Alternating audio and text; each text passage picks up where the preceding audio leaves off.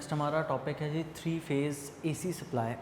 Three phase AC supply में कुछ यूँ है कि हम एसी सोर्स के तीन वायर्स यूज़ करते हैं और इन तीनों वायर्स के दरमियान में जो एंगल का डिफरेंस होता है दैट इज़ 120 डिग्री।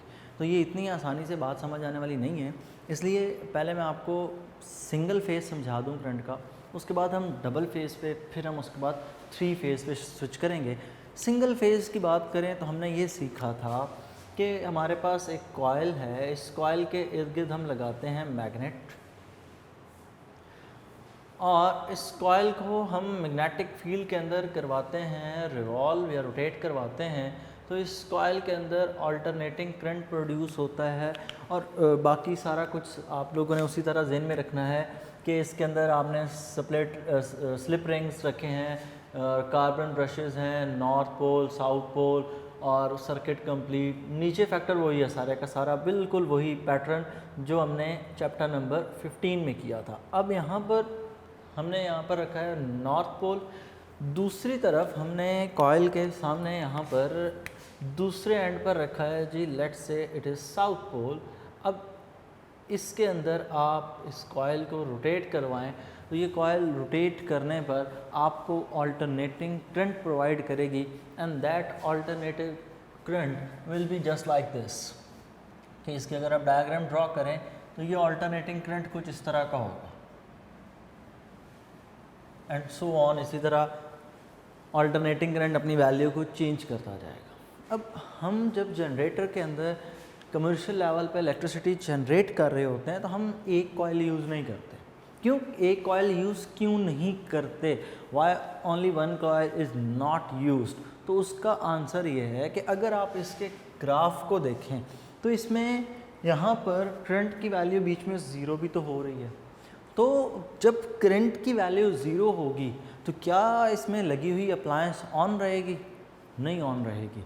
हमारे घरों के अंदर भी जो एसी सोर्स हम यूज़ करते हैं वो सिंगल फेज़ ही होता है, लेकिन हमारे घरों में लगी हुई अप्लायंसेस भी तो बहुत minor amount of current draw करती है। एक बल्ब, एक फ़ैन, एक फ्रिज, ये कितने को इलेक्ट्रिसिटी कंज्यूम कर लेते हैं, ये ज़्यादा इलेक्ट्रिसिटी कंज्यूम नहीं करते।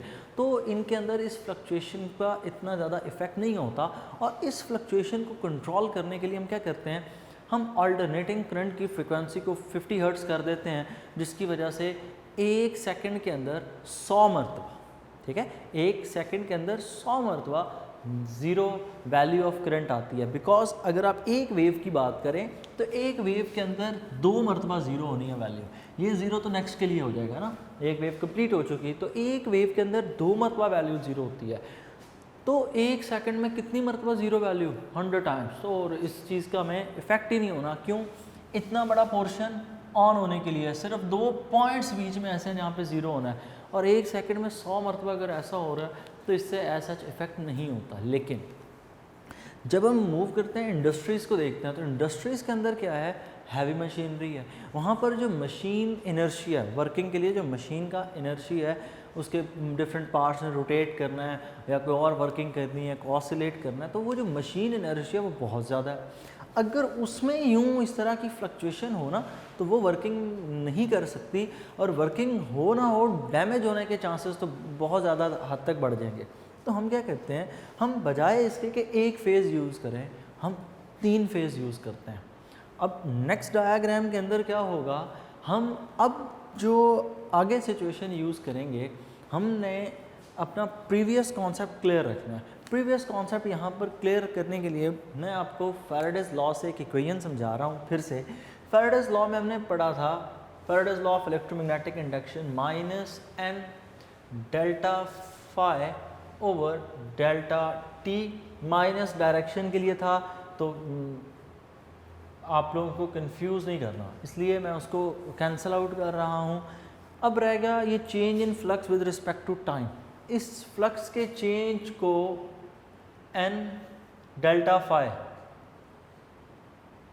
B dot delta A over T, हमने कुछ यूँ पढ़ा था कि हम एरिया को चेंज कर लेते हैं, हम वो उस रॉड को मूव करवा रहे थे। अब हम क्या करेंगे, हम ईएमएफ इंड्यूस करवाने के लिए एरिया को चेंज करते थे तो फ्लक्स चेंज हो जाता था।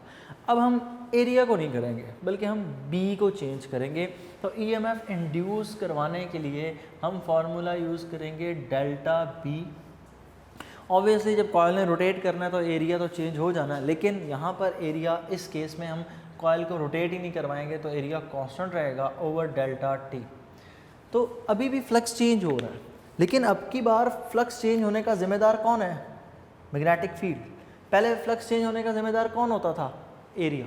एरिया चेंज कर रहे थे। अब हम मैग्नेटिक फील्ड कैसे चेंज करेंगे, मैग्नेटिक फील्ड चेंज करने के लिए हम क्या करेंगे, हम मैग्नेट को ही रोटेट करवा देंगे। तो जो 3 फेज़ एसी होता है उसके अंदर डायग्राम किस तरह की है तो वो बनाना बहुत मुश्किल है, but I will try my best. तो आप यूँ समझें कि अगर आप उस जनरेटर का एक पोर्शन कट करें तो वो क्रॉस सेक्शन अगर आप उसका कट करें तो आपको वो कुछ यूँ शो होगा, सर्कुलर। इस सर्कल के अंदर आमने सामने टोटल 6 टर्मिनल्स लगे होते हैं। असल टर्मिनल 3 ही है, मतलब एक कॉयल का सेट इस एक्सिस पर है, यहाँ पर यूँ, मतलब आपने इस एक्सिस के ऊपर एक कॉयल को जोड़ा हुआ है। दूसरी कॉयल यहाँ पर इसके साथ 120 का एंगल बनाती है और तीसरी कॉयल यहाँ से यूँ 360। अब कैसे, ये बात समझें। ये एक कॉयल है, ये आप लेट्स से कह लें ये वाई एक्सिस के लिए कॉयल है, ठीक है। फिर इसी के ऊपर एक दूसरी कॉयल आपने इसी के अंदर यहाँ पर यूँ लगाई हुई और उसका एंगल कितना है, उसका एंगल इसके साथ बन रहा है 120। तो मैं ये पूरी यूँ ड्रॉ नहीं करता क्योंकि दरमियान में तो हमने लगाना है मैग्नेट, तो इसको हम कुछ यूँ ड्रॉ करते हैं कि फर्स्ट कॉयल यहाँ पर आपने उसको कुछ यूँ बना रखा है, ये है जी कॉयल नंबर 1।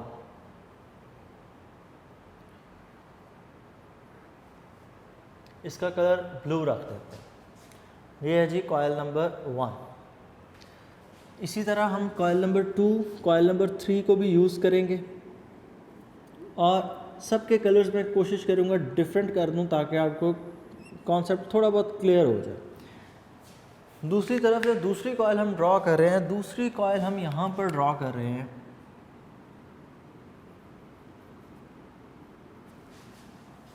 ये यहाँ पर आ गई हमारे पास दूसरी कॉयल। इसका एक टर्मिनल, कॉयल यहाँ पूरी एक्सटेंडेड होती है ना, तो दूसरा इसका टर्मिनल बिल्कुल इसके सामने यहाँ पर। अब सबसे पहले तो हम देखते हैं जी इन दोनों के दरमियान में एंगल कितना है। इन दोनों के दरमियान में एंगल ड्रॉ करने के लिए आप बेशक एक्सिस का सहारा ले लें। तो अगर हम इसमें एक्सिस ड्रॉ करें तो यहाँ पर ये वाई एक्सिस और यहाँ पर ये हमारे पास आ जाएगा एक्स एक्सिस।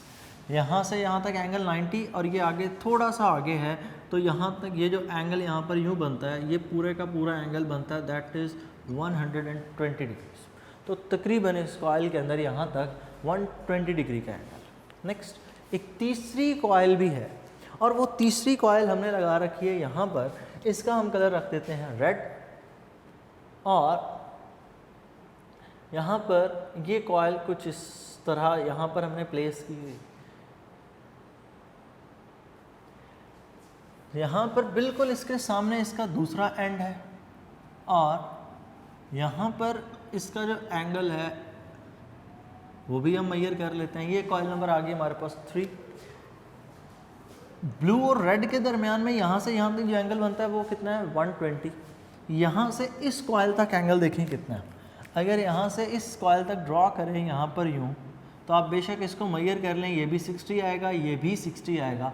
तो आपके पास ये जो एंगल होगा ये एंगल भी हमारे पास कितना आएगा 120 डिग्रीज। और आखिरी एंगल अगर आप यहाँ से इसका एंगल मेजर करें तो ये एंगल जो हमारे पास आएगा ये एंगल भी हमारे पास कितना होगा 120 डिग्रीज। सो इन तीनों कॉइल्स का जो आपस में एक दूसरे के साथ एंगल होता है दैट इज़ 120 डिग्रीज। तो इसका मतलब तीनों कॉइल्स जो करंट प्रोड्यूस करेंगी, इन तीनों कॉइल्स के अंदर जो करंट प्रोड्यूस होगा उनमें भी फेज डिफरेंस कितना होना चाहिए, there should be a phase difference of 120 degrees. Phase difference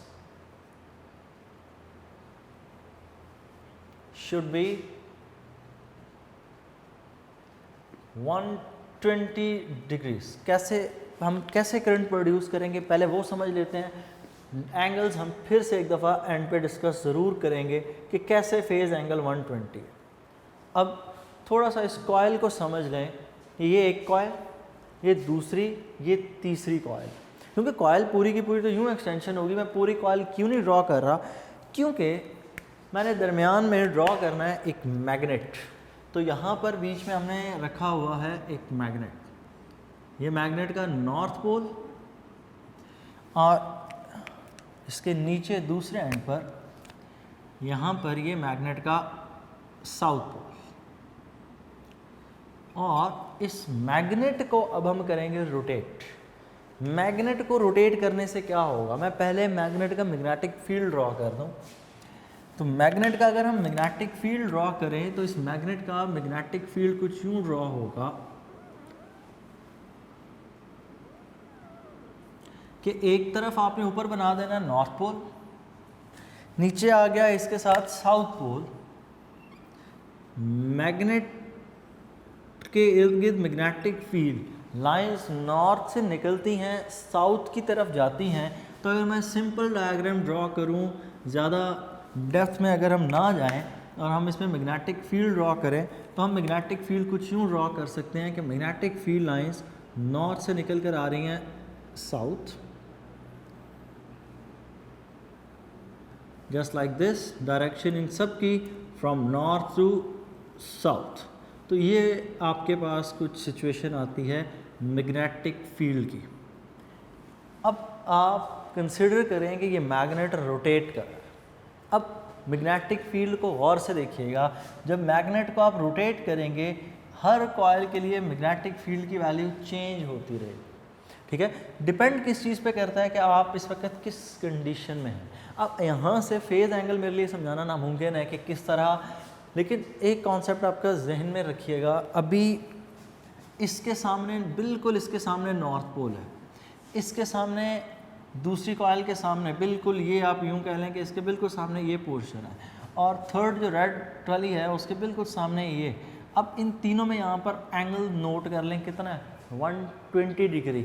जब मैग्नेट रोटेट करेगा तो ये उसी तरह से अपना अपना स्विच करेंगे, लेकिन तीनों में एंगल फिर भी कितना रहेगा, 120 डिग्री ही रहेगा। तो इसलिए हम यहाँ पर कहते हैं कि यहाँ पर फेज डिफरेंस कितना होगा, 120 डिग्री। मतलब आपने कॉइल्स को लगाना ही इस तरह से है कि उनमें 120 का शिफ्ट हो। 120 लगाना क्यों ज़रूरी है, ताकि तमाम तर कॉइल्स एक जितने डिस्टेंस पर हो। जाहिर सी बात है, ये सर्कल है ना, तो आपने 3 कॉइल्स लगानी है, सर्कल का टोटल एंगल 360 डिग्री। तो तीनों कॉइल्स को इक्वी डिस्टेंस करने के लिए हम 120 डिग्री का फिर एंगल रखेंगे, तो ये तीनों का डिस्टेंस आपस में सेम होगा।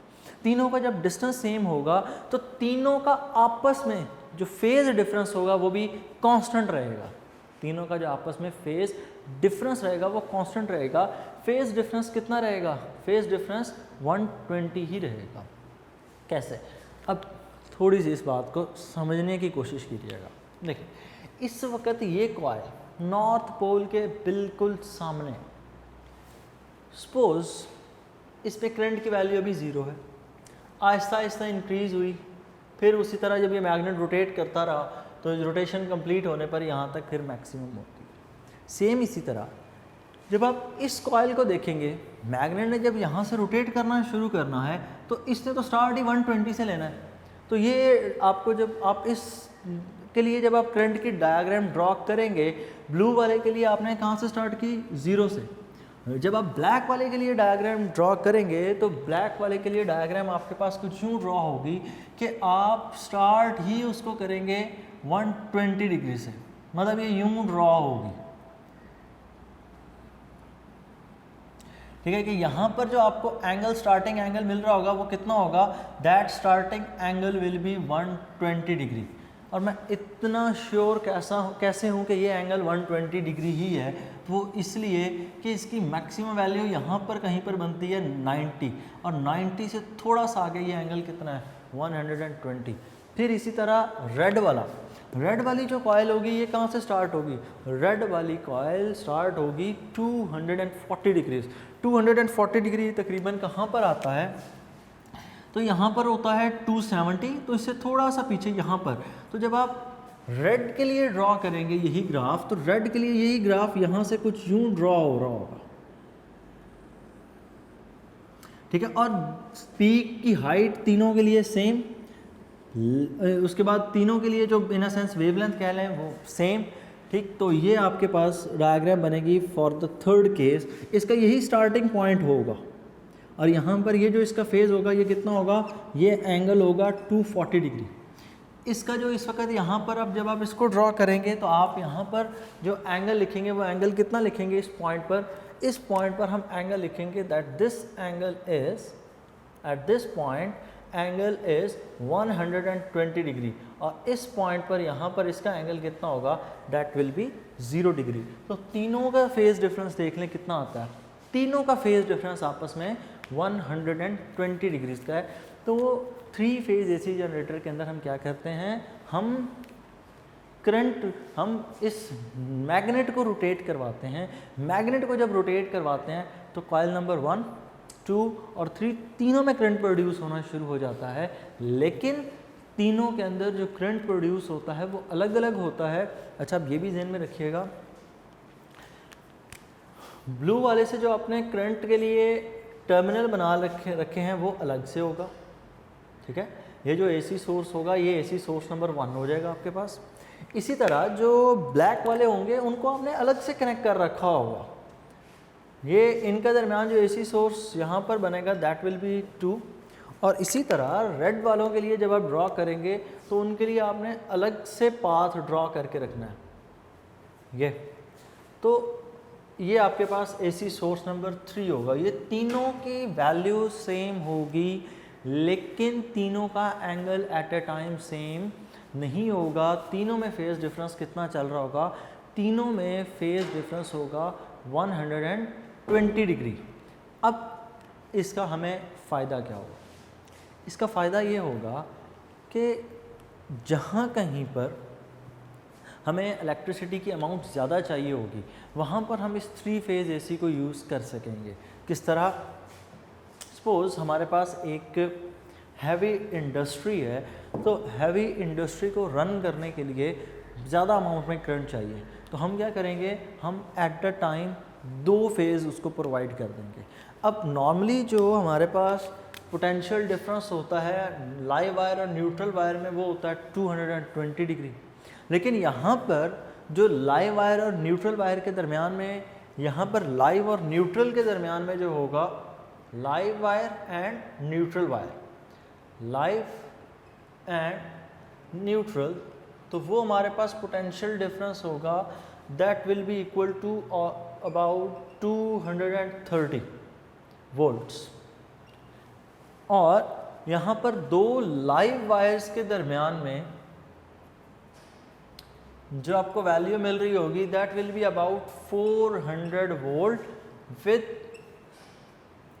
120 डिग्री फेज डिफरेंस, ठीक है। ये होना तो यूं चाहिए था ना, 230 plus 230 the value should be equal to 460। 2 live wires थी तो वैल्यू तो 460 होनी चाहिए थी।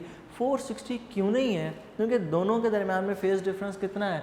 120 डिग्रीज। और जब इन दोनों के दरमियान में 120 डिग्री का फेज डिफरेंस है तो फिर आप इस फॉर्मूले को यूँ करेंगे 460 volt multiply by cause of 120 degree, और जब कॉज 120 को साथ मल्टीप्लाई करेंगे तो आपके पास जो आंसर आएगा वो तकरीबन कितना आएगा? That will be about 400 volts. तो 2 इकट्ठी अगर लाइव वायर्स आप यूज़ करेंगे तो 400 वोल्ट, इसी तरह एट अ टाइम तीनों प्रोवाइड कर दें फिर तो और ज़्यादा हो जाएगा। सो अगर हम इसी चीज़ को डायग्राम में शो करें तो डायग्राम में हम यूँ शो करते हैं कि सपोज़ हमारे पास 3 फेज़ एसी के लिए वो कॉइल की एक डायग्राम बनी है बुक पे कुछ यूँ। ये सोर्स नंबर 1 है, यहाँ पर कोई हमारे पास सोर्स नंबर 2 है, और यहाँ पर हमारे पास एक और 120 के एंगल पे ये सोर्स नंबर 3 है। तो ये हमारे पास 3 सोर्सेज हैं। तीनों का जो आपस में एंगल है दैट इज़ 120 डिग्री। तो इन तीनों के दरमियान में पोटेंशियल डिफरेंस शो करने किया गया है। तो यहाँ पर हमने इस पॉइंट पर अटैच कर रखी होती है एक न्यूट्रल वायर, ठीक है। तो अगर आप न्यूट्रल वायर के साथ इनका पोटेंशियल डिफरेंस देखेंगे तो वो बुक पे लिखा है जी 230। लाइव वायर और लाइव वायर का अगर आप आपस में कंपैरिजन देखें दैट इज़ 440। कुछ यूँ डायग्राम बनी है, 400 यहाँ पर उसने वैल्यू शो किया कि इन दोनों के दरमियान में, दो लाइव वायर्स के दरमियान में 440, जबकि एक लाइव और न्यूट्रल के दरमियान में जो आपको पोटेंशियल डिफरेंस मिलेगा वो तकरीबन 230 वोल्ट्स होगा। सो ये था जी हमारा 3 फेज़ AC सप्लाई कि जनरेट किस तरह होता है। अब इसकी आगे एप्लीकेशन, तो पहली एप्लीकेशन इसकी है जी हैवी इंडस्ट्री के लिए कि हैवी इंडस्ट्री में हम इसको यूज़ करते हैं। दूसरा इसका जो यूज़ है, दूसरा इसको हम यूज़ करते हैं ऐसी बिल्डिंग्स के अंदर जहाँ पर कंज्यूमर्स बहुत ज़्यादा हों, तो वहाँ पर हमें ये बड़ा फ़ायदा देती है। किस तरह? हमारे अगर आप गली मोहल्लों में देखें ना गौर से, तो जो स्ट्रीट के ऊपर वायर्स होती हैं ना, सबसे ऊपर वो आपको 3 वायर्स मिल रही होती हैं, 1, ये 2 और ये 3rd। ये पहली वायर है 0 के एंगल के साथ, ये दूसरी वायर है 120 के एंगल के साथ, ये तीसरी वायर है 240 के साथ। तो हम इन वायर्स को जब बड़ी बिल्डिंग्स के लिए यूज़ करते हैं तो बड़ी बिल्डिंग्स में के लिए इनको यूँ यूज़ किया जाता है कि सपोज़ ये आपके पास कोई भी एक लार्जर बिल्डिंग है जिसके लेट से कह लें काफ़ी सारे पोर्शंस हैं, उनमें से आपने हर एक को वोल्टेज मैक्सिमम प्रोवाइड करना है, तो ये इसमें मैं 3 पोर्शन कर देता हूँ। तो हम क्या करेंगे, हम यहाँ से इस पोर्शन के अंदर इलेक्ट्रिसिटी सारी की सारी इसकी मदद से प्रोवाइड करेंगे, दूसरे पोर्शन में हम यहाँ से इलेक्ट्रिसिटी प्रोवाइड कर देंगे, और 3rd पोर्शन में यहाँ से हम प्रोवाइड कर देंगे, और साथ तीनों को एक एक न्यूट्रल वायर भी देनी है। ये तो तीनों आपने दी ना लाइव वायर्स, ये तीनों लाइव वायर्स हैं। और ज़ाहिर बात है अगर आपने प्रॉपर वर्किंग करवानी है तो तीनों के लिए आपने एक न्यूट्रल वायर लगानी है, तो ये यहाँ पर न्यूट्रल वायर आ गई। इसके साथ भी आप इसी तरह एक न्यूट्रल वायर प्रोवाइड करेंगे, और यहाँ पर भी आप इलेक्ट्रिसिटी को सर्किट कंप्लीट करने के लिए न्यूट्रल वायर प्रोवाइड करेंगे। सेम इसी तरह बड़ी बड़ी मोटर्स, वहाँ पर भी हम वर्किंग करने के लिए हम उनको 3 फेज़ प्रोवाइड कर देते हैं। इसी तरह अगर आप हॉस्पिटल्स में जाएं तो वहाँ पर भी वो लिखा होता है 440 वोल्ट्स, असल में क्या है 2 लाइव वायर्स का कम्बिनेशन है, और तकरीबन पोटेंशियल डिफरेंस कितना बना रखा है 440 वोल्ट्स। हाई वोल्टेज पे क्यों, मशीनरी बड़ी है, वहाँ पर आपको इलेक्ट्रिसिटी ज़्यादा चाहिए होती है, मशीन इनर्शिया ज़्यादा होने की वजह से। लास्ट चीज़ अब यहाँ पर ये है कि अब हमने इन तीनों के ग्राफ को मर्ज भी करना है, ठीक है। असल काम और डिफ़िकल्ट काम यही होता है कि आपने इन तीनों के ग्राफ्स को मर्ज करके दिखाना है। तो अगर हम इन तीनों के ग्राफ्स को मर्ज करें तो देखते हैं कि कैसी की सिचुएशन क्रिएट होती है। तीनों ग्राफ्स को मर्ज करके बनाने से मुराद ये है कि तीनों का इनिशियल पॉइंट एक ही होगा। सो ये हमारे पास आ गई 0th लाइन। सबसे पहले मैं यहाँ पर ड्रॉ करूँगा एक करंट, फिर दूसरा, फिर तीसरा, तो दरमियान में बिल्कुल इस लाइन को ड्रॉ करते हैं। ये सबसे पहला करंट वो बनाना तो बहुत आसान है, जाहिर सी बात है, वो 0 से 180 और एंड सो ऑन। तो अगर उसको हम ड्रॉ करें तो वो यहाँ पर यूँ ड्रॉ होगा, just like this. Sorry, wave and पे ज़्यादा उसकी लेंथ हो गई। सो ये हमारे पास कुछ यूँ ड्रॉ हो गया। नेक्स्ट इसमें अब नेक्स्ट ये है कि ये हमारे पास करंट नंबर 1, करंट नंबर 2 कहाँ से शुरू हो रहा है, 120 से शुरू हो रहा है। तो करंट नंबर 1 आपने यहाँ से शुरू करना है, तो आपने यहाँ से यूँ शुरू करके इसको यहाँ पर लाना है, ठीक हो गया। और उसी तरह इसकी वेव को हमने ड्रॉ करना है जस्ट लाइक दिस।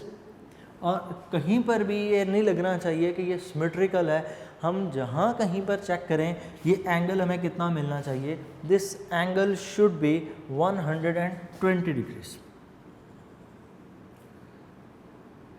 और उसी तरह हम इस ग्राफ को एज इट इज़ कंप्लीट कर देते हैं। नेक्स्ट हमारे पास थर्ड ग्राफ, और थर्ड ग्राफ कहाँ से शुरू होता है, 240 से, और 240 यहाँ पर तकरीबन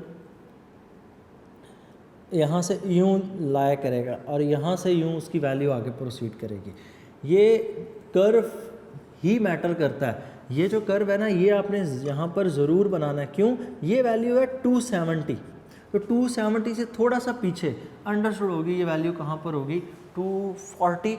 तो ये है 3 फेज़ AC का कंबाइंड ग्राफ के किस तरह से तीनों करंट एट अ टाइम एक दूसरे से डिफरेंट एंगल्स पे चल रहे होते हैं। बोर्ड पॉइंट ऑफ व्यू से कोई इंपॉर्टेंट टॉपिक नहीं है, हाँ MD कैट वगैरह और ECAT वगैरह में इनके क्वेश्चन पूछे जाते हैं। पर नेक्स्ट चीज़ इसमें है जी, एक छोटा सा टॉपिक है, दैट टॉपिक इज़ चोक। चोक क्या चीज़ है,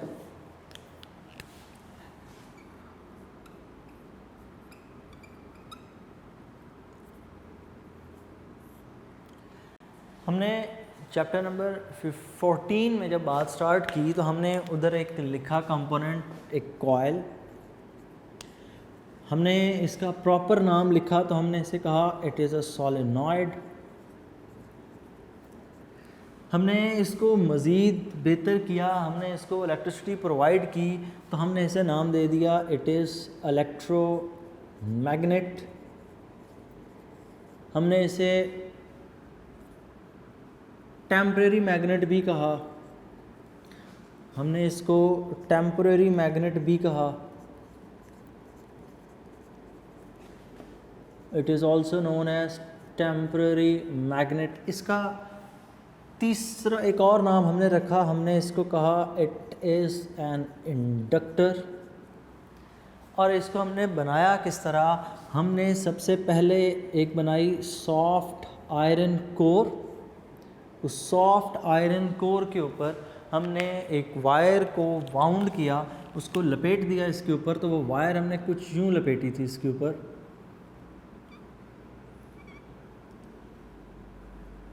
तो हमने इसके ऊपर एक वायर को वाउंड कर दिया जस्ट लाइक दिस, और इसको हमने कहा इट इज़ अ सोलेनॉइड। ठीक है, तो ये जो आपने वायर वाउंड की इसके लिए नाम था कॉइल, इसको सोलेनॉइड का, इलेक्ट्रोमैग्नेट का, टेम्परेरी मैग्नेट का, इंडक्टर का। आज इसका एक नया नाम दैट इज़ चोक। लेकिन चोक प्रॉपर्टीज़ में थोड़ा सा डिफ़र करती है बाकियों से। कैसे डिफ़र करती है, नंबर 1, ये जिस वायर की बनी हो उसकी थिकनेस ज़्यादा होनी चाहिए, लार्जर थिकनेस के साथ होनी चाहिए, larger thickness of the wire, कि जो वायर आपने के ऊपर वाउंड किया ना इसकी थिकनेस ज़्यादा होनी चाहिए। अब वायर की थिकनेस जितनी ज़्यादा होगी उससे फ़र्क क्या होगा, उससे फ़र्क ये होगा, हमने पढ़ा था resistance is equal to ρl/A। आप थिकनेस ज़्यादा करने पर आप इस एरिया को इंक्रीज़ कर रहे हैं, जब ये एरिया इंक्रीज़ करेगा रेजिस्टेंस ऑटोमेटिकली कम हो जाएगी, तो हम यहाँ पर कहेंगे इट हैज़ लो रेजिस्टेंस, कि इसकी रेजिस्टेंस कम होती है। ठीक है क्या। नेक्स्ट इसका फंक्शन, तो ये सर्किट्स के अंदर रेगुलेशन का काम करती है कि करंट की एक फिक्स वैल्यू को फ्लो करवाती है। ऐसे का ही एक कंपोनेंट लगा होता था, किसी ज़माने में ट्यूबलाइट्स हम यूज़ करते थे, तो वो ट्यूबलाइट के अंदर एक होता था चोक लगी होती थी और उसको स्टार्टर भी कहते होते थे, और उसको रोटेट करने पर वो ट्यूबलाइट कभी कभार जब वो ऑन नहीं हो रही होती तो ऑन कर देते थे, तो उसके अंदर वो चोक यूज़ होती है, उसके अंदर वो इंडक्टर को हम यूज़ करते हैं। बस उस इंडक्टर की प्रॉपर्टी क्या है, उस इंडक्टर की प्रॉपर्टी ये है कि जो उसमें वायर आपने यूज़ करनी है that should be a bit thicker.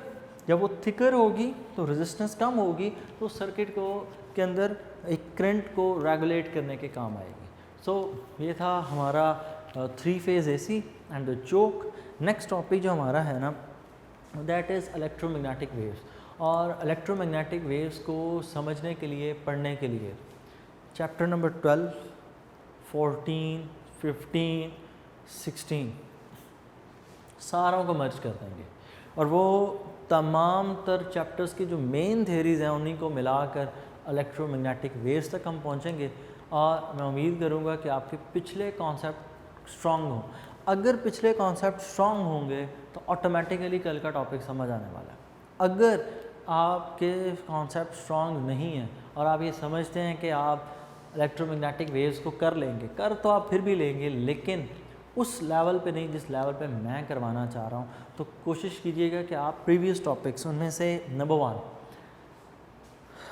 Potential gradient, number 2 Gauss's law, number 3 chapter number 14 में से Ampere's circuital law, number 4 Faraday's law of electromagnetic induction, Lenz's law automatically साथ यूज़ हो जाएगा और चैप्टर 16 के प्रीवियस टॉपिक्स इनको जहन में रखिएगा। इन सब को मिक्स करके हम कुछ इलेक्ट्रोमैग्नेटिक वेव्स प्रोड्यूस करवाने की कोशिश करेंगे। तो प्रीवियस ये टॉपिक्स को रिवाइज़ करके रखिएगा ताकि आपको आगे फ़ायदा हो। अल्लाह हाफ़िज़।